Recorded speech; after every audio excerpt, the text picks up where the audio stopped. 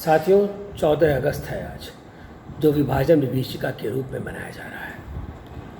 विभाजन विभीषिका का दर्द हमें कभी भूलना नहीं चाहिए कि एक ऐसा दर्द है जो व्यक्ति कहता था कि विभाजन मेरी लाश पर होगा, देश का विभाजन मेरी लाश पर होगा। वो व्यक्ति मुसलमानों की ढाल बन के खड़ा हो गया। इस देश का विभाजन हुआ, कल 15 अगस्त है। आज़ादी का पर्व हमें बहुत गर्व के साथ मनाना है, उत्साह के साथ मनाना है।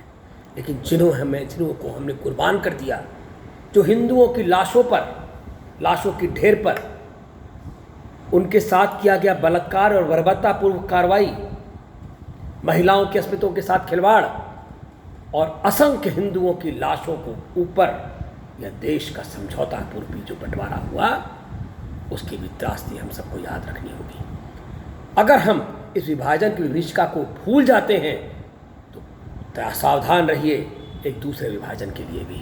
इसलिए हमारे हृदय में वो ज्वाला जलती रहनी चाहिए कि जिस शर्त पे ये हुआ वह शर्त हमें कभी मंजूर नहीं होनी चाहिए। और जिन राजनीतिक गिद्धों ने हिंदुओं के अस्मिता के साथ खिलवाड़ होते और उनकी असंख्य लाशों के साथ नोचते हुए बर्बरतापूर्व कार्रवाई को देखा, उनको भी लिया क्षम्य होना चाहिए।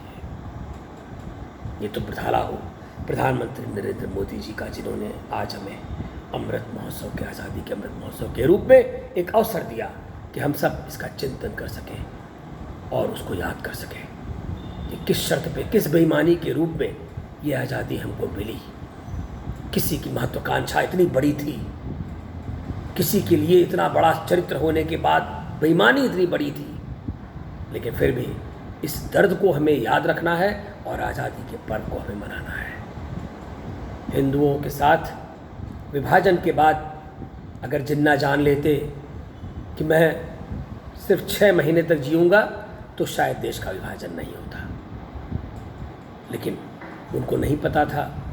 वो लंबी आयु सोच करके पाकिस्तान चले गए और पाकिस्तान में जिस प्रकार से अल्पसंख्यकों के संग अत्याचार हुआ और उनका धर्मांतरण की कार्रवाई इतनी तेज हुई, उनकी महिलाओं को ज़बरदस्ती उठा लेना और हिंदुओं की महिलाओं को बर्बरतापूर्वक उनका धर्मांतरण करा देना, मतांतर करा देना, कि आज वहाँ पर उनकी संख्या नगण्य के बराबर हो गई है, चाहे वो बांग्लादेश हो चाहे पाकिस्तान हो। और यहाँ अल्पसंख्यक के नाम पर वो फले फूले और प्रफुल्लित हुए, इसका भी हमें विचार करना।